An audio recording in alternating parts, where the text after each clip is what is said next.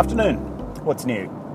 Just been in speaking to a client who, like many of my previous clients, is looking at refreshing their core software infrastructure. Their current systems are made of a number of isolated, barely integrated monoliths is probably overstating the word, but large systems that have been customized over periods ranging from 8 to 18 years and are well past the point where they are maintainable.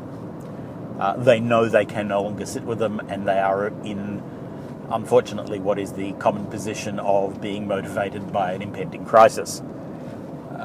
They, like many, have not chosen to be proactive in this manner. Although the crisis has not yet hit, so they're ahead of some, sadly. Now, there's some tools that I like to use in this instance when we look at replacing some systems, because the temptation for organisations with the complexity of taking themselves through a replacement cycle is to look at just that, at replacement. What is it we do now? How does it operate? And how can we replace it? We need to do that and set our platform before we look at moving forward, as they say. Unfortunately, this is not the fastest and most effective way from point A to point C. Point B is the replacement of your current systems and having current maintainable systems in place. But point C is actually where the business needs to be if it could wave a magic wand and say, that's what we need. And often point C is closer to point A than point B is. It sounds strange, but it's true. You can find innovative ways and more effective and efficient ways of achieving outcomes than purely replicating the way that you have cobbled together over a long period of time.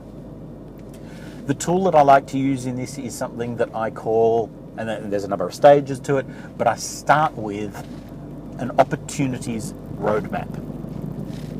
Survey, canvas, with the stakeholder group, identify the things that the organisation would do if it could do. No regard at this point to cost or difficulty. Stop people from immediately saying, well, we do this, but it's too expensive, so we don't really need to, couldn't think about it. These are the things that would have the significant impact. If we had something that could do this, we would be more effective, we would be more efficient, we would be a better, higher class business operation. Map these, socialise them, prioritise them, regularise them, bring ones together where there are many different descriptions of the same thing.